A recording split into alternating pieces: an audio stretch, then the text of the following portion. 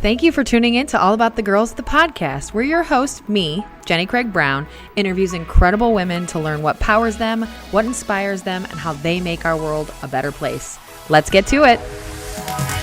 Welcome, everybody. I am here with Mary Cooper. Thank you for joining me, my friend. So glad to be here. Yes.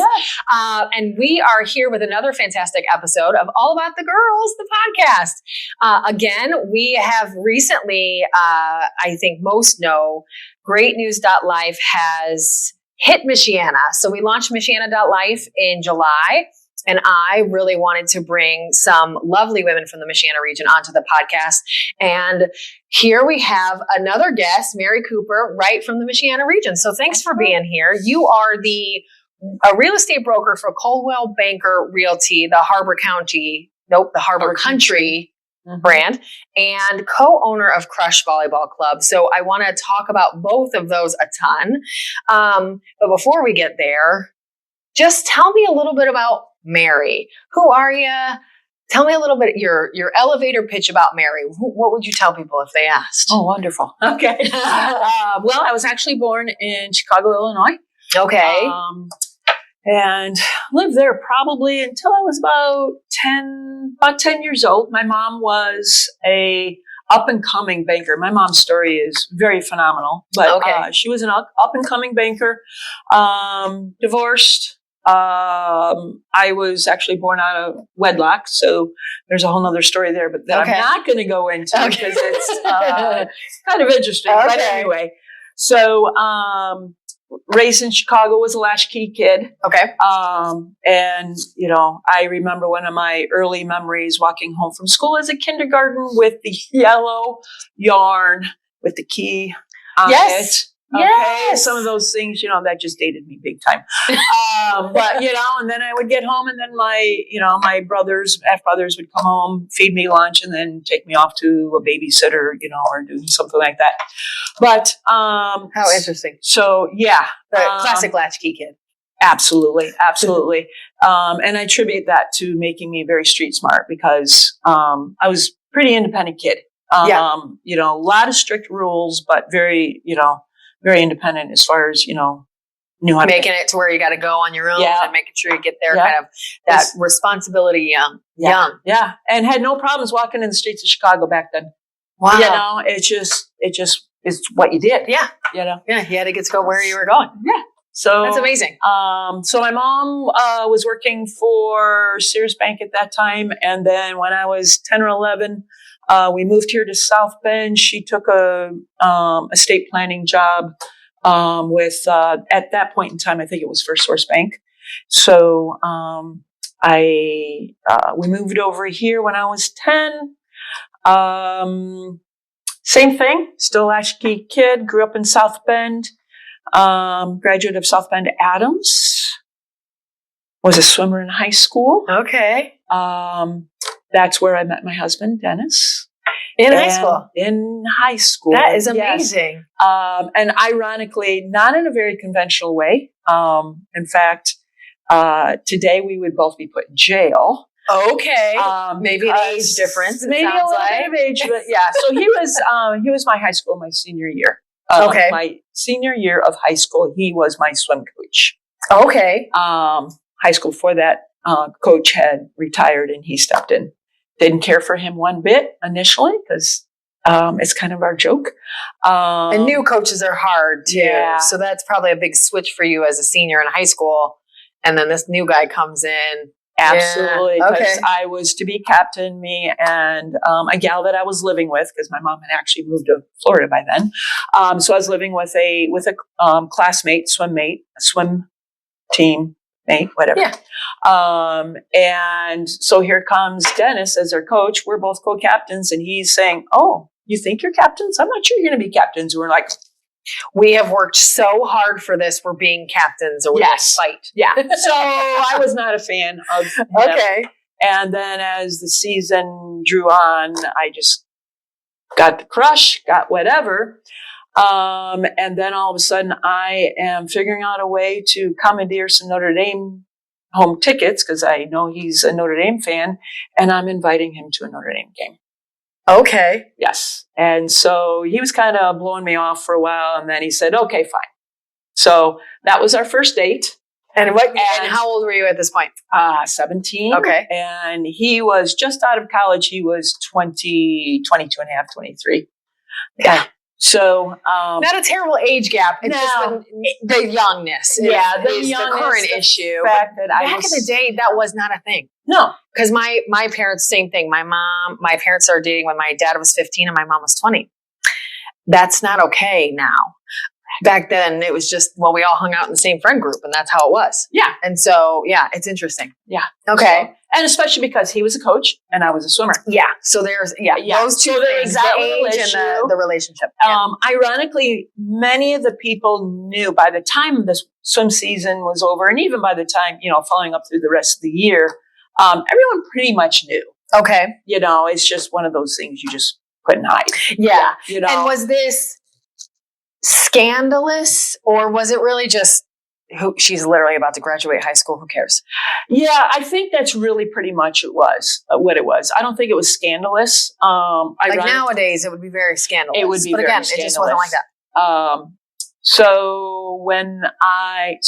So we just started dating, and the family that I lived with, I was not very honest to them about it. So they took an embarrassing moment when I wasn't really honest that I was going to this game. It might have been another game we were going to, and I missed a birthday party. The mom of the family that I was staying with, I missed her birthday party, and realized that was just a pretty crappy thing that I had done, And Dennis was really upset with me that I had not communicated with him either. So, he wanted him being a little bit the same. Yeah, he was a little bit more mature than I was in that aspect. But they were okay about it once I told them, and once we moved through it, they were okay. And they adored Dennis. I mean, everybody, he was a great coach. So they adored him. So then shortly that, probably around Christmas time or something, he took a job in Indianapolis. Okay. As the head swimming coach for the Indianapolis Swim Club. And so I would go down there. I would take the bus down there and visit him every once in a while. We'd talk on the phone. And then eventually here it came. I'm graduating from high school. And where am I going to go? What am I going to do? And he says, well, you can move down here. You can go to school down here. You can coach down here. And that's what I did. Okay. So graduated, moved down, went to IUPUI. Lived in a dorm room for like 3 weeks and then moved in with him. We coached the Indianapolis Swim Club together for a couple of years. It was great. I went to school. And then we got married. Oh boy. Moved down there at 9. No, let me see here. Moved down there. Married at 19. Married at 20 maybe. First baby at 21. Then we came back up here to South Bend. Okay. Lived in South Bend until late 90s. Okay. And then we moved into Niles, and we've been in Niles ever since. So Niles is a great community. Yeah. Niles is a great community because it's the bedroom community of South Bend. Great. Well said. Okay. I think that's a perfect description. All my babies, with the exception of my first one, all my babies were born in Memorial Hospital. And that's how many? I have 5. 5? 5. I've known you for a while. I feel like I didn't know this. Yeah, okay. I have 5 children, 4 girls, 1 boy. Oh my gosh. The 1 boy is right smack dab in the middle. Okay. And so my oldest it's going to date me. My oldest is 40, and my youngest just turned 30.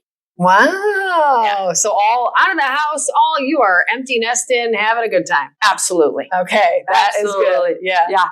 So, let me see here. So about Niles. Yeah. We, job change. We just needed to make some changes. Sure. Now at this point, you were working where? Let's see here. I really wasn't working. Okay. Well, you're having babies. Yeah. I was having babies. I was self-employed.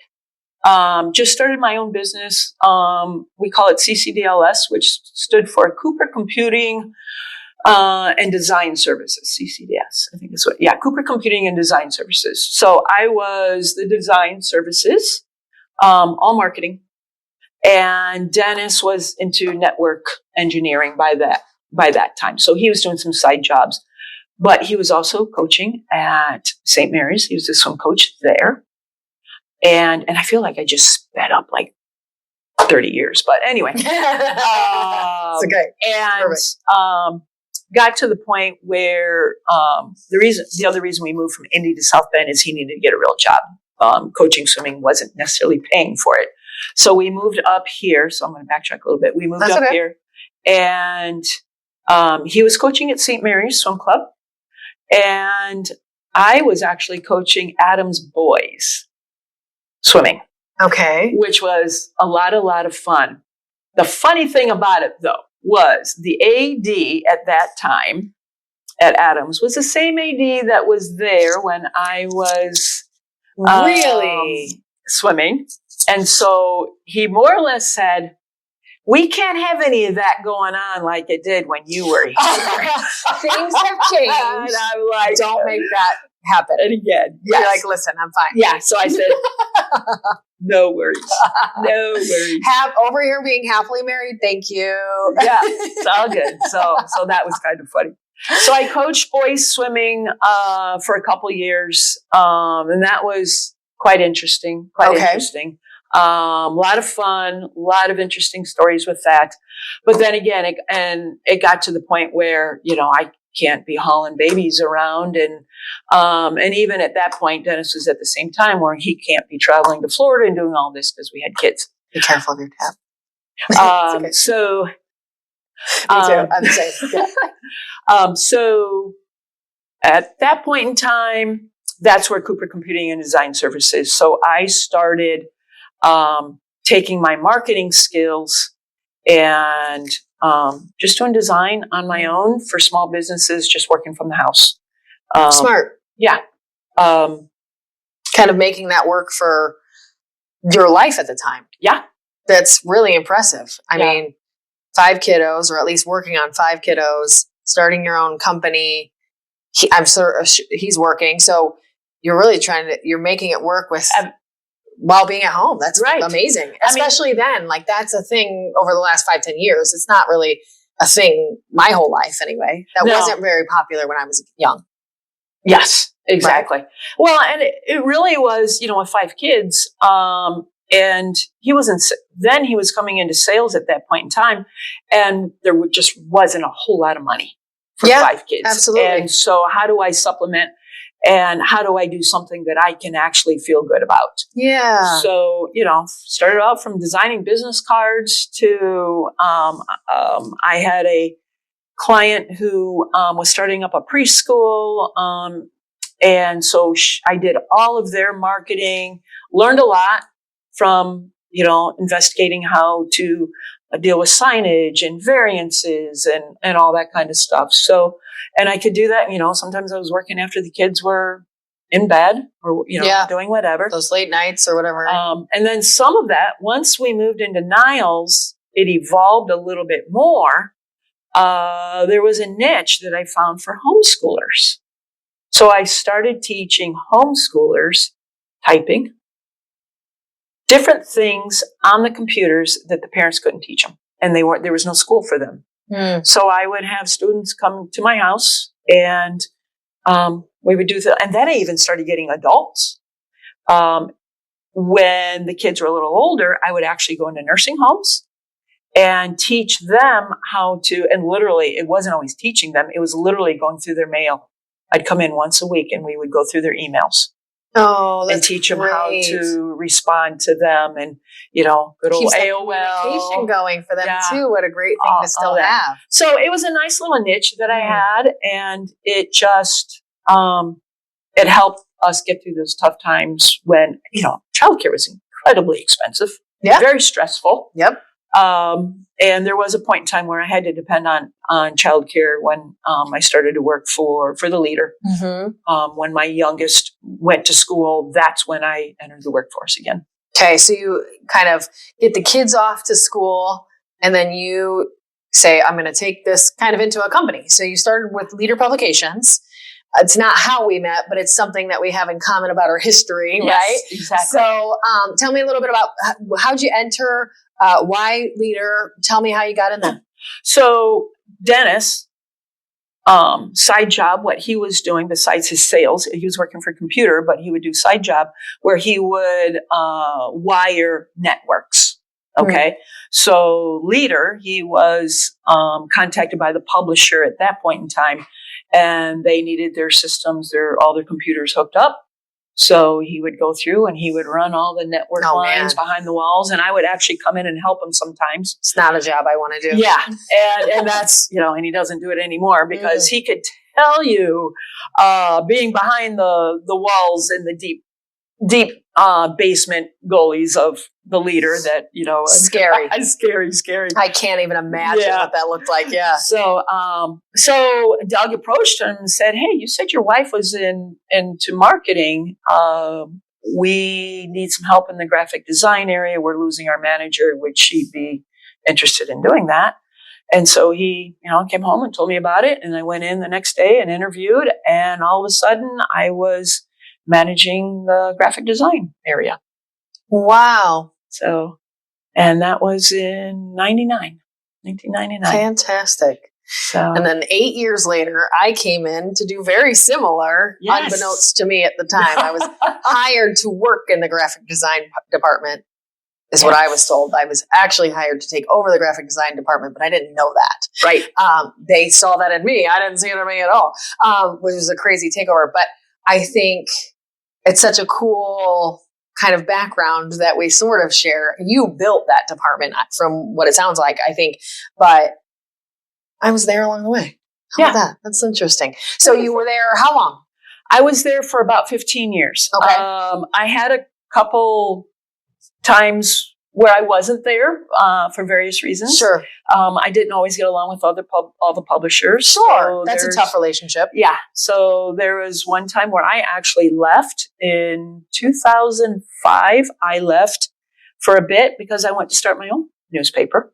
Okay. And did for about 2.5 years. It was a faith-based newspaper. Fantastic. And did everything except literally run the press. I wrote all the articles. I hired some freelance writers to do that, to help me with that. My favorite area that I found that I loved was opinion op-eds. Yeah. Okay. So that was my highlight of that. I delivered those monthly free to all the churches or any faith-based organizations. At that time, I had a lot of political support as far as buying advertising and so forth and so on.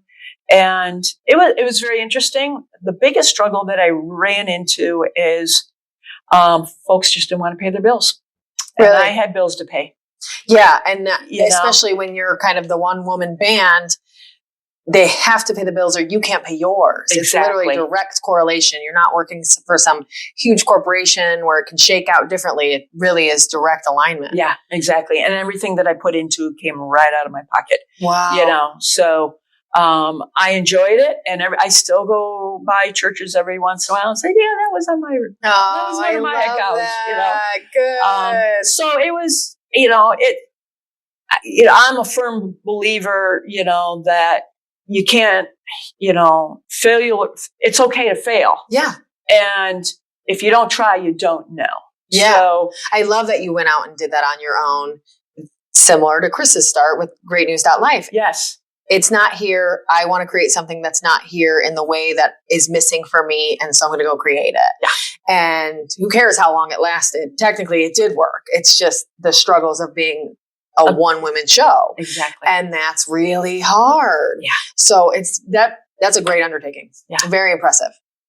So you, and then I think went back to the Leader afterwards. Yeah. So Leader reached out to me, asked me to, at that point, manage their sales. Okay. There was I was doing inside sales there for a while. Then I was doing outside sales. Then I was doing all of sales. So classifieds, inside sales, and outside sales. So I was managing that for and that's an quite a interesting while. jump for, if there's any graphic designers listening, they probably think, oh no, I'm not doing that, right? So interesting jump for someone that's not been in sales to go from design to sales is probably what you found out is it's a great fit. But most often that's not. Right. People are like, oh, I'm a designer. I'm behind the computer. I'm not in front. I'm not outward facing. I don't want to do any of that. You go sell stuff and I'll make it. Right. But you're doing, okay, I made all this stuff and now I'm going to go sell it and help. It sounds like run the sales department, meaning making all those other folks sell well too. Make those other sales. And it's found, the reason I like graphic design is I love the artistic. I'm a left and a right brain person. Okay. So, I love creating. For your graphic design folks in there that are getting into that is many times it's production. Yep. Okay. And it's not a whole lot of fun. Okay. Yeah. You're making that, you're updating that ad for the person with the new sales or specials or whatever it is, or the new cars, the new APR.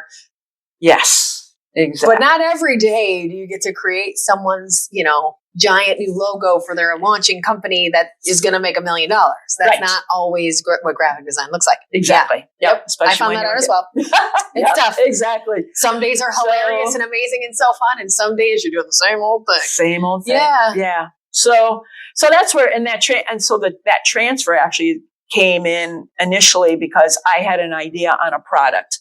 So I went to the publisher then, who was Doug Fairs, and I don't know if you knew Doug Fairs, but I had an idea for a product, and so that was the segue out of the graphic design into the marketing and the sales. Okay, so, how interesting! Yeah, so very cool. I like people. I like managing people, and I like to see things happen. And so I really, really, really did enjoy. The managing of people. I'm still great friends with the people that, Yeah, that crew is just so connected, I think, through so many iterations. There's, the iteration of 2008 when I was there, the iteration of your years there. Some folks that have been through both that are still good friends, if we're thinking Rhonda, right? Yep. So there's just all of these amazing humans that have come from different groups like that are still just connected, and it's cool to see. Yeah. That's how I had already knew Sharina. I think that's how you met Sharina. I hired her. Did you? Yes. I didn't know that. Yes. Okay. That's fantastic. I had hired Sharina and our good friend, Donna. Donna Knight. She's another amazing human in the region. That's just a gem. Okay. That's really great. So, yeah. And I worked there because of Sharina.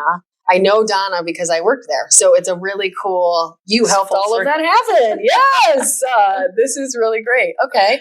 And then I know you had some other media experience. So left a leader and you've done some other things. So left a leader, and actually the main reason, I hit an age where punching that time clock was just getting really a little mundane. A little mundane.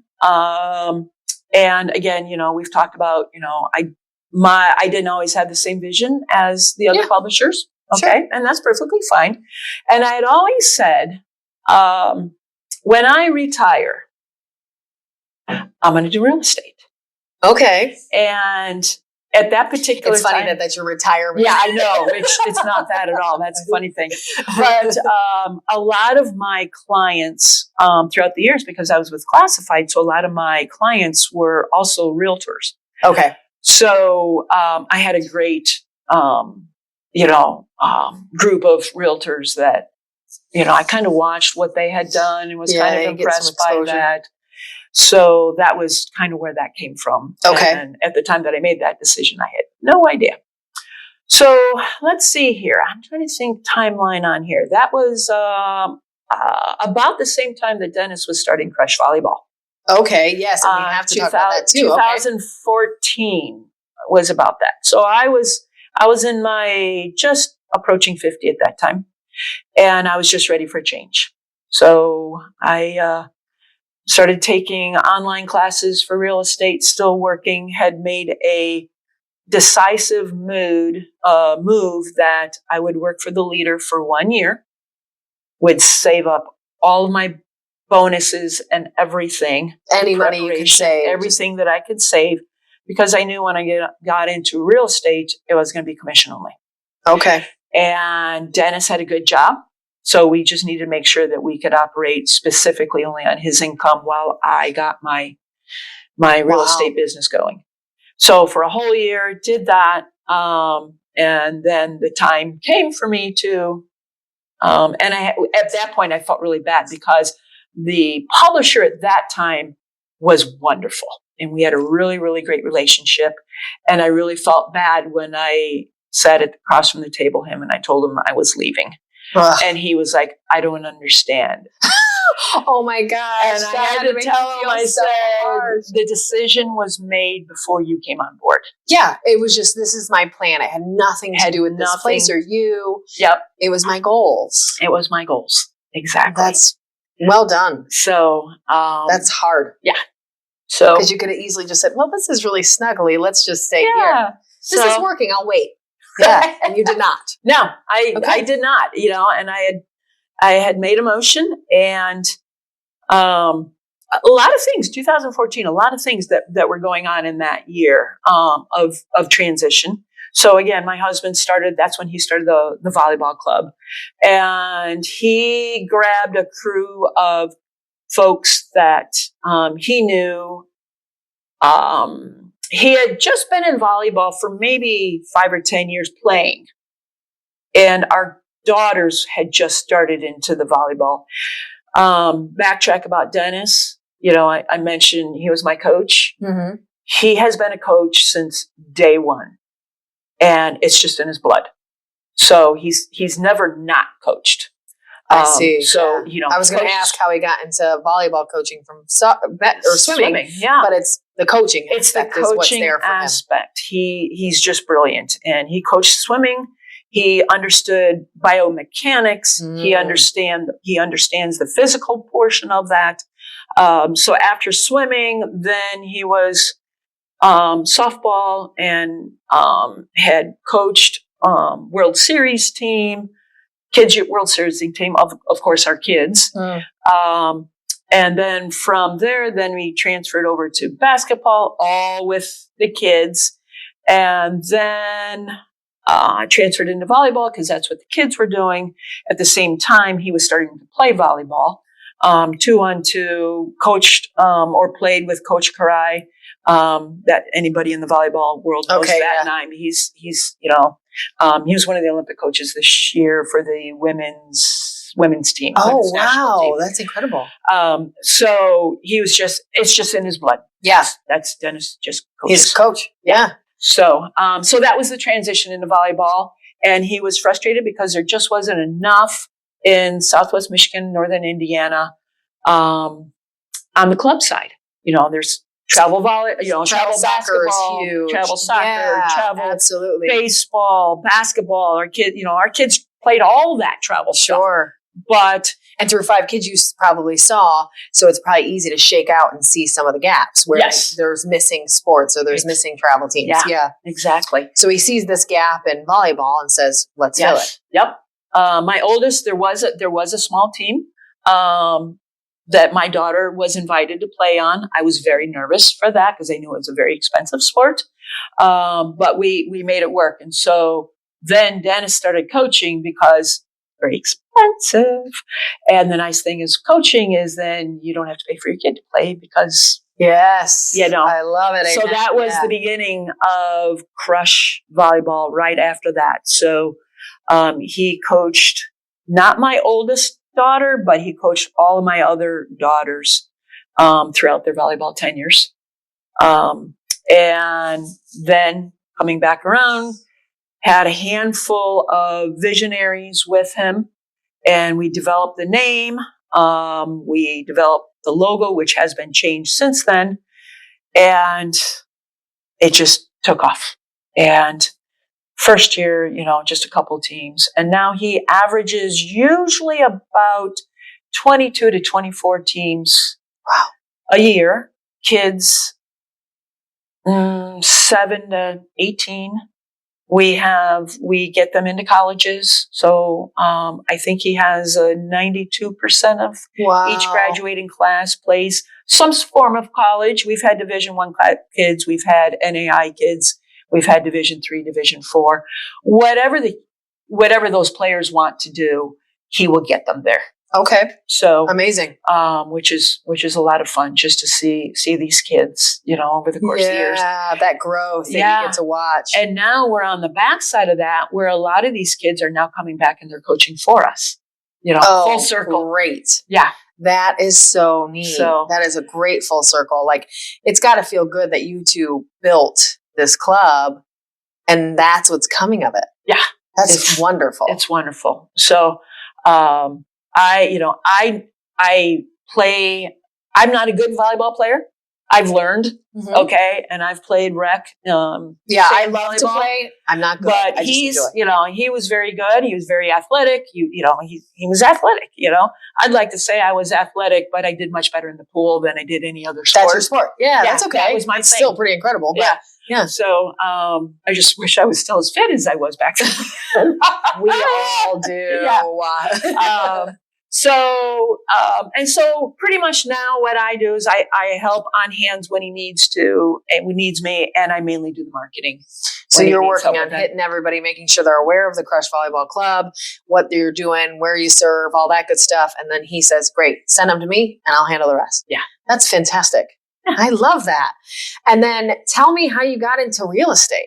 So you said, when I retire, I'm going to go real estate. When I retire, I'm going to get into real estate. And then that came, right around the 2014-ish. And so, ironically then, my second daughter, Nikki, just had her first child, I bet. So she was young. She was early 20s at that point, and was trying to, again, manage the same thing, childcare and all that kind of stuff. And her and I were talking, and I said, hey, Nick, why don't you get into real estate?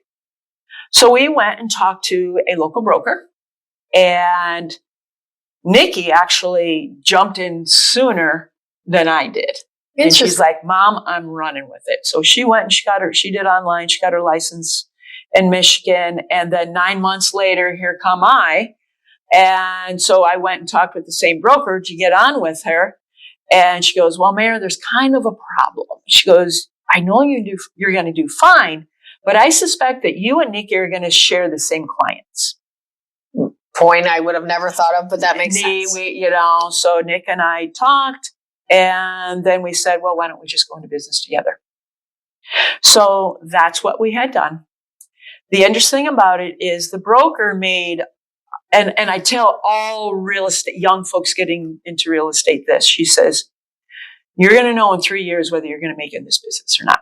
Okay. And she says, because it's going to struggle. You're commission only. And you got a lot of work. If you don't make, you don't make. And I tell you, that was the most truthful advice that I could have ever been given. And after 3 years, I'm like, oh, wow, this is working. And my husband's like, wow, this is working. This is not like, this isn't a pastime. This is not a pastime. This can really work, So it was I just loved it. And so Nikki and I, that's where Welcome Home Michiana then came into play. After we got our, so 9 months later, she had on me, I got my Michigan license. Then we decided to get our Indiana license. I have never studied so hard in my life. Really? I didn't get my, I didn't finish college. I was in college. Okay. I was in college, but didn't finish. So here I am getting this, trying to pass this exam, and it's pass or fail, and you have to have, 70%, and, went back to the cards, for hours and hours and hours. In Michigan, I did the lesson online. In Indiana, I took a class. Okay. In-person class. But you really wanted to hit it. I really wanted. Yeah. And the funny thing is there is no way I was not going to pass knowing my daughter had on the first side. Of course, because now it's a competition. Now it's a competition, okay? Because there's not many agents that will take that exam, 2-3 times, and either they decide to take it the fourth or they said, this is not for me. Yeah, obviously it's not for me. But you said, I'm doing it. Yeah, I am doing it. So we got our Michigan, and then a year later we got our Indiana exam. The Indiana was very, very difficult. But we both passed. We took that one at the same time. Yeah. So we both passed, and we had to come up with how do we incorporate, Indiana and Michigan and the both of us. And we reached out to some friends like, hey, we need you to help brainstorm us. And so that's where Welcome Home Michiana came from. And that was just been our little company name, So I'm Welcome Home Michiana per se. That's your guys' kind of tagline for the two of you within that Coldwell Banker Realty Group. Exactly. That's really smart. Yeah. I've seen that online a lot, of course, through you, and it makes sense. And I have to say that name or tagline or whatever you want to call it, it's kind of a hug. Like, it feels good to hear it, right? Like, Welcome Home Michiana. It feels nice. Yes. So that makes a ton of sense. Yeah. That's what we were trying to accomplish. Good job. So yeah, I think that, it sounds like it works well, and you get to work with your daughter all the time, which is probably fun. Well, yes. And we were, then we got into a transition for Nikki, raising 2 kids, sports, school, very, she's where you remember being when you were trying to make all these transitions too. It got very difficult to be a real estate agent with 2 young children. I can't imagine. So, so she started pulling back the reins a little bit, and then it just was becoming more and more difficult. So at the certain time, she just had to bow. Sure, had to bow out. So again, it's still commission based, and all of those things adding up. It's tough. And it's her kids went on calls, but at that particular time, if you're a buyer's agent, and mainly that was a lot of our business at that time, you get that text, you get that call, and it's not like, well, wait till I get a babysitter. Mm-hmm. No. And so it was really. That's how that works. Yeah. That's how that works. So incredibly demanding for someone with kiddos. Yeah. It's just hard. Yeah. So she had to step back, and she was my transaction coordinator for quite a while until I think right around COVID. And then she ended up homeschooling her kids, the whole COVID scenario. And business was a little challenging to them because I could not work in Michigan. Yeah. We were non-essential in Michigan. We were essential in Indiana. Okay. So I'm very grateful for that. So I could at least still do some business. What a strange point I hadn't really thought about is in Michiana, you live on state lines most often, or very close to that state line. And I didn't live close enough to state line to really ever have to deal with the rules on both sides. Yeah. But they had very different rules. Absolutely. With very different political backgrounds. So that's an interesting, very interesting thing to work through, navigate. It was just you. So you couldn't sell a house in Michigan, but you could sell a house into a house. You could not do any business unless you were just calling your clients on the phone. That's the only thing that you could do is just keep in touch with your clients and send them houses on the internet. So there was no new listings because no one could put it up. Yeah, you would. Oh my gosh. Yeah. This is a sector I hadn't really talked much through. Right. So fortunately for Indiana, we could. There was protocol, of course, that we had to, the 6 feet. Interesting masking protocol, all of that. Stuff, I had a bin in my car that had boots, had gloves, had masks, all sorts of things. Wipes and sanitizer and all the stuff. Yeah. Wow. Yeah. It was a different type of environment. Yeah. We would do closings in our car. And I felt bad in the winter because our title companies, their closers would come. I would be in my car. My client would be in their car. Oh my gosh. And the closers would come out all bundled up and they would sit outside their car. Passing paperwork back and forth. Passing paperwork back and forth. Oh my gosh. Yeah, it was interesting. How interesting. Yeah. This is such a weird time. Yeah. Okay. So Still, since the pandemic, still doing real estate, seemingly still loving it, very successful at it. You like it. You're going to keep doing it. Oh, absolutely. I have in my mindset, and I don't know where this number came from. Maybe it's because of retirement, when I can retire and so forth. But 72, that's just the number that's in the back of my head, is that I'm not going to stop before 72. Amazing. I'm afraid of, I keep moving. I'm not a sitter. Right. I always have to do something. So if I'm not going to do real estate, what am I going to do? Absolutely. And I really do enjoy it. There are days when, it's not fun. It's just, there's hard there's hard and, not everybody's nice. And, you just have situations and, you get to that closing table and you're like, I'm so glad this one's over. Yeah. But every day is something new. Sure. Every transaction is learning. So, I'm my sole, client, right? Or I'm my business person right now. I do want to develop a team again. That is my goal, is to have a team to help set up my retirement. So I am looking to have some agents on my team that will help by listing and buyers agents. The other thing that I've started doing in the last couple of years, I was invited to be a real estate coach. Interesting. Okay. So Workman Success Systems, Viral Workman. I initially started as one of their clients where they were coaching me. And then after about 18 months, they asked me to be a coach. And that's a lot of fun because now I feel like I'm back at the leader again, where I actually am helping other agents, have systems to help their business run smoothly. Okay. You're helping them grow to your level. Exactly. As newbies. And then, and eventually build their teams and have a retirement plan in place. Yeah. What fun. Yeah. That's cool.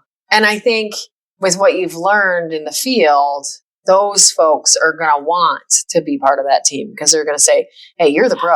Help me be the pro. And then I'll help you retire. Yeah. This is a win-win, right? Yeah, absolutely. Yeah, that's fantastic. Absolutely. And tell me a little bit, if you think about through those careers and changes and having kiddos, who are the women that stuck out to you as super impactful for you? It's interesting. Late in life, I learned to respect my mom and appreciate her as a single woman raising early on, trying to go to school, get her master's, three boys and then me. Okay. Wow. And a lot of the things that she did during that time, I talked about the latchkey and, God forbid how unhealthy and how unnurturing and all that kind of stuff. But when I got in my 40s, I learned to have respect for her. And not that I always agreed what she did, I understood her why. And that was really, really impactful for me. And so in her later days, we got along a lot better than we did when she was raising me. Good. That's great. The other person that I learned to have tremendous respect was my husband's mom. Okay. Del Cooper. She, just as Dennis and I were meeting, they were just going through a divorce. And it was rough. She was also a world traveler. And she is the most world travel female in the world. She has this nice little trophy. She's not with us anymore. But what I saw how she managed that divorce, and they were business owners, and she lost essentially in it. She had 2 years to earn a lot of money to pay off the portion of that. Yeah. Portion of it. And to see how she did that just blew me away. And I learned a lot from her about running a business. Okay. And that's wonderful. Resilience. Yes. Resilience was huge. And so those, in my later life, those two women had a lot. The other one's really going to surprise you because you might know her, but we do have a connection there. And her name was Lindsay. Ugh. Now you're going to make me cry on the Well, and podcast. it's funny because as soon as I said her name, because I teared up, and You can't help it. She was a people. glorious woman. God brings people in your lives, Yes, and you don't know why. And I'm not a crier. I'm a very thick-skinned person. same. Okay? But man, And here comes Lindsay. And Lindsay was a salesperson, very well connected in our area. And her and I, we butt heads. And I did not know this. I'm loving this story so much. Her and I, we were butting heads, and she was just giving me a lot of pushback. So her and I had a little meeting back in the press room. And really, it was just like, what's going on? What's going on? And I can't tell you exactly what it was, but it was two strong women. Because you're similar. I think is exactly what it was. Two strong women. And neither one of us was willing to let the other one run the day. Yeah. Well said. I think that's spot on. Knowing both of you, I was never in any of those situations with the two of you. I never worked with both of you. I barely worked with Lindsay. I could see that. That's absolutely what it is. So we came out of that with God's grace, but tremendous respect for each other. Yeah. And we just learned that we needed to give each other some space. And it ended up being iron sharpening iron. And the thing, when I say that was right around 2014, and I might be off a year. Sure, of course. Okay.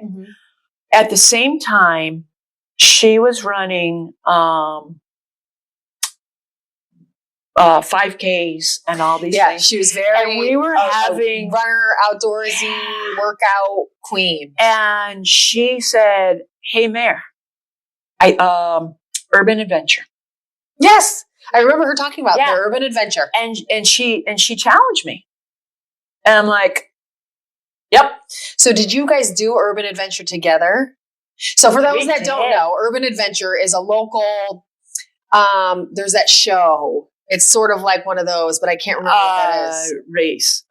Amazing Race. Amazing Race. Yeah, so it's a kind of a local Amazing Race. I think they still have it. I think they do still have it. I'm sure it's changed through the years because that's 10 years ago, but it was a cool thing. It was a cool thing. And I think the whole, the basis of it was bike only for the most part. And you had to bike to different areas of Michiana. So you were over in Mishawaka, you were in South Bend, you were in Northern, and different areas. You're at the farmer's market, and you had to buy a loaf of bread, which then that loaf of bread was donated to the next place that you rode your bike to. You had to, so different areas, different parks or things, but it was all on bike. So she invited me to do this, and I was way out of shape, way overweight, and all this stuff. So we started biking together in the evenings. I mean, it was great. And we just started on this great relationship. And I really, really have wanted to go since there. I remember Lollapalooza was big that year. Yeah. And we had great conversations. I did not go. But I sure wanted to go that year. But her and Serena went together that year. Yeah. So I've not had so we did that. And then we kept on working. And then she passed from leukemia in 2016. That sounds about right. Okay. Yeah, right. Yeah. Yeah. And she was an amazing human. And she, again, I said, I'm a thick skin. I've not experienced much death in my life. And that impacted me more than in my mom's passing, more than my mother, more than anything. And Lindsay has just always, she's just there. Yeah. She's in your heart, your mind. In my mind, always. And I think everyone she touched, she was such a light, which sounds so corny. I can't give her a better one. You know what I mean? I just want to give her the best word. She was infectious. Well said. She was. She made everybody a little bit better. She did. And if you can have more of those people in your life, I think absorb them, take them, whether it's a hard road or an easy one, have them in your life. Yeah. Absolutely. Exactly. Yeah. And she gave me a lot of courage. She, to run a 5K and to, do the urban adventure, anything that I had not done for 20 years or more, so she was, she just challenged me a lot, and she made me grow a lot. Yeah. And, well said. And I'm glad you brought her up. I did not know that story. So yeah. That is a wonderful connection. And she's fantastic. Yeah. I love that. You're so cute. Well said. So that's a great one. No, and I think that those people coming from, I recently had Amber Pulford on to the podcast, and she taught me a lot about, I told her the same that I'll say today is so many women talk about moms, sisters, maybe mentor, boss. Very few talk about those random colleagues or friends that have really impacted them. And I think we need more of those. Oh, yes. And I think I would love everyone to have a great relationship with their mother and their siblings and all of those things. Don't get me wrong. But those female relationships and friendships that we have with those people that we surround ourselves with are really important. I said then, and I'll say again, Jane Fonda brings it up all the time. Those women relationships are really important. It is important to surround yourself with friends that you can call that are female, that know what you're going through and know what we were talking about hormones off camera. Yes. Not a lot of people I'm going to talk about hormones with, right? But they're all going to be female. But they're all almost every single one of them is going to be a female. And I think that it's important to have those people surrounding you. And I think that's a great example of one of those relationships. It's a great one. Yeah, absolutely. Absolutely. So you mentioned you haven't been surrounded by much death in your life, which is a wonderful thing to be able to say. But what are some of those hard parts of your life? What is some adversity or hard things you've gone through in your life? Oh boy, those things that I don't always like to talk about. But I will mention one. I won't give all the details, but I will mention one that I defined me as a person. Perfect. 12 years into our marriage. And that was just when we came up from Indianapolis, 12 years into our marriage. And we were having some really, really challenges. 5 kids. And, everybody has to hit rock. I'm a firm believer that you have to hit rock bottom at some point in your life. Absolutely. Because that's what grounds you. And in this particular time, we were separated for a little bit. I had made some very, very severe bad decisions. We both had a lot of baggage and were not making really, really good decisions. And so I decided that we needed to be separated for a little while to figure things out. And part of that decision that put me in the situation that I was in was I didn't know who I was. Okay. Graduated from high school. I was known as the people pleaser. You know how you get your graduation awards or, class awards. Yeah. They've got, and I was the brown noser, the people pleaser, the blah, blah, blah, blah, blah. And so, found myself in a situation where people pleasing with the wrong person and wasn't a part of my marriage. Okay, I understand. So I found myself in that situation, and it devastated me because I hurt so many people. It affected my husband. It affected my children. It affected some very good friends, some friends in the church. And I hated myself for that. And I couldn't blame anybody else but me. No one else. There's other people involved. Like I said, I was in a vulnerable situation. Of course. But you feel like I made this decision and now this is what's happened and I'm really mad at me for that. Right. And it's great to always point the mirror back, but it's also really hard to handle. Yeah. It sucks really, to have really, to really hard. Accept. Exactly. Yeah. So, and we were making it work through that. Okay. But we were still struggling. Sure. And so during that time, I was in counseling. He was in counseling. Good. I recommend counseling. Everyone could use some counseling therapy everyone can Everyone benefit. can. Yes. Absolutely. My faith was very strong with me at that time. So coming out of that, what was so important about that is I needed to be grounded. I know I said that before, but I needed to not be that person who was going to make everybody happy no matter what. I had to define boundaries. I needed to know what I stood for. So coming out of that situation, and I learned so much about myself. I learned what codependency was. I learned what it was to not have a faith system and a true version of right and wrong. And what it means to always seek to always do right. So, and my conversation I was having with my husband is, I don't even know how to do that. And if there's any sense of me doing something wrong, I just won't do it, And there was this, and I can't even remember the situation, but for some reason I felt like, oh my gosh, what's the right thing to do here? It's almost like that turning because point. It was not so black and white. Yeah. Oh, I do remember what it was now. It was over commission, and I had made a mistake. I had made a mistake that cost me money. And it was when we were having a transition in our real estate world and business. I'm not going to go into that all, but there was a transition in the laws. And so I had to make some changes in a listing. And when I made those changes, I forgot to change a commission structure. When I forgot to make that transition structure, I could have just kept quiet about it and just let it run the course and hope that I was going to make more. And I'm like, can't do that.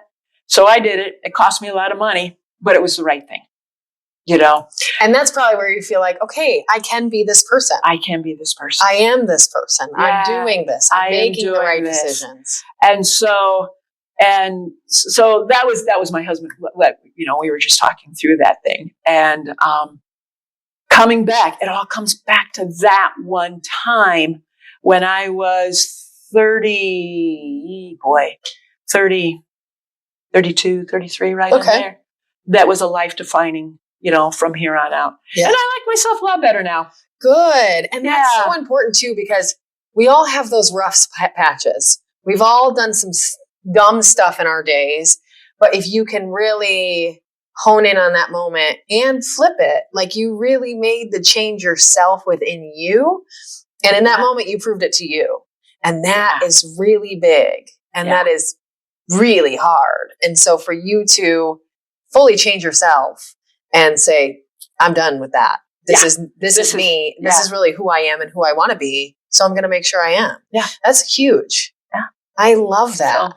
And you guys worked it out. Oh, we did. You changed that portion of learned the new ways to cope and change and do all the things. And now you guys are still happily married for 41 years. 41 years. 41 years. And we've been, yay! Yeah, it's funny. I heard you use a term at one point in time about seasons.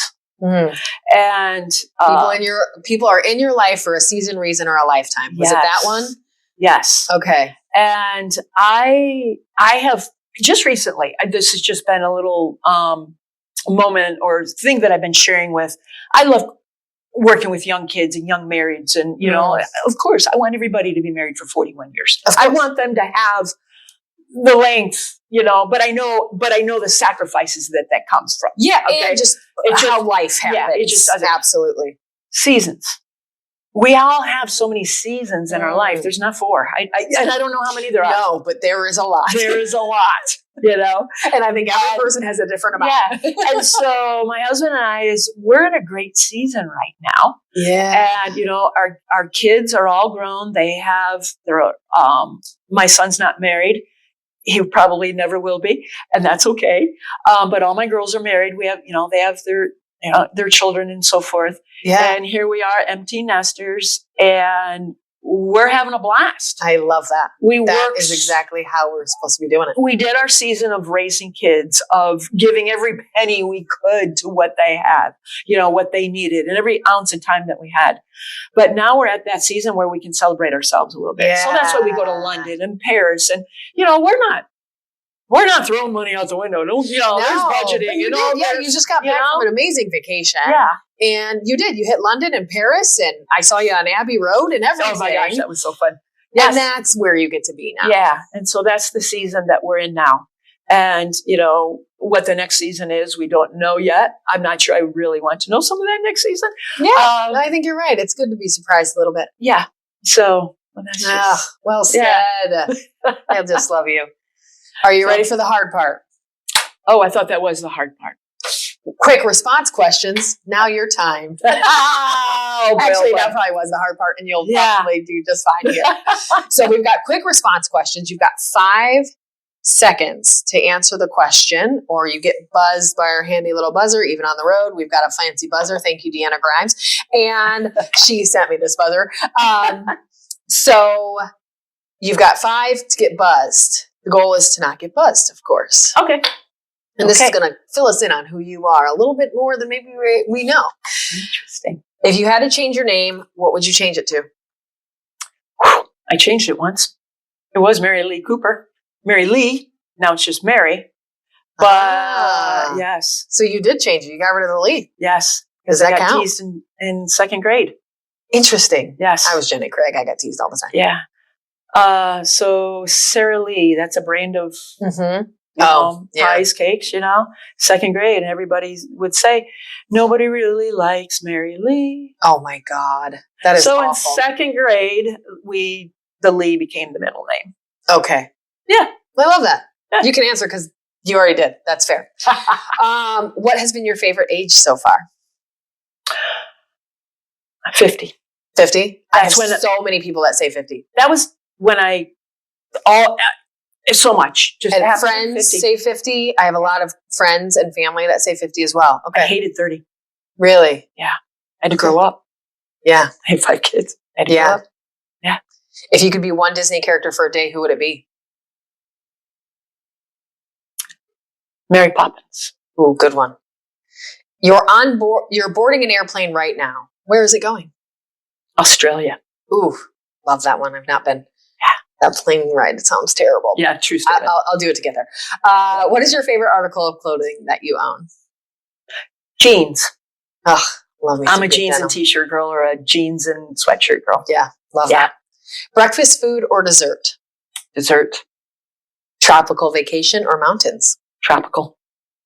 Are you usually early, late, or right on time? Right on time. You were right on time today. It was perfect. Do you prefer to give gifts or receive them? Gifts. A give all the way. All the way? I Okay. hate receiving. I'm a little awkward with receiving. Yeah. Yeah. Absolutely. What is your least favorite chore to do around the house? Bathrooms. Good one.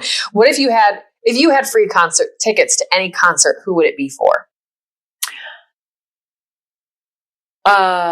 Moody Blues. That's a good one. A little late though. Okay. Secondary to that I'm also still a little late for would be Neil Diamond.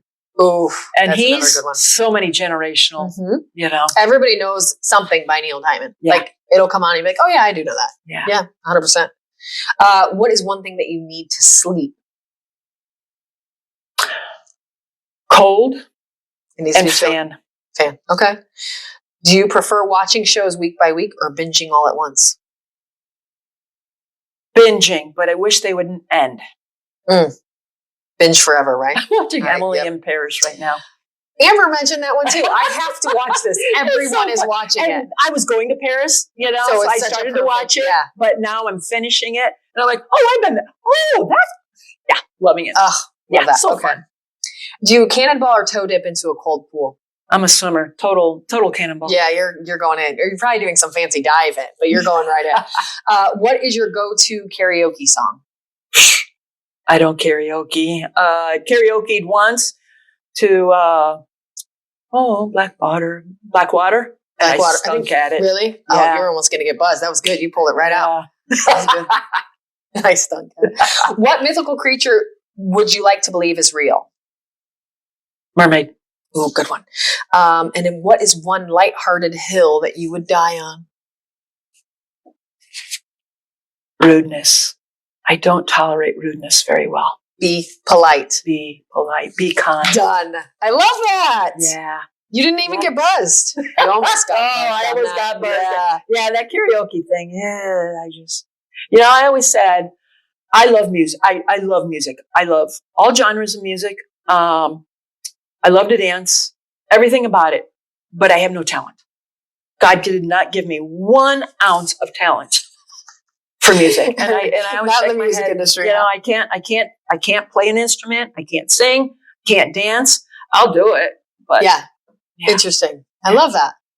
Well, you did it and you didn't get buzzed. How do you feel? Awesome. Well done. Winner, chicken dinner. Well, Mary, thank you so much. This has been a blast. You are amazing. I think this might be, it's got to be close to 1 or 2 times I've cried or come close to crying in the podcast and you did it. So well done. Not many can make me do that, but you did well. Well, thank you for coming on the podcast. How do people connect with you online? Facebook, what is it? What do you use? Facebook, Instagram, LinkedIn? I'm on all of them. Facebook, Instagram, not as much. Facebook is very good. Mary Stewart Cooper.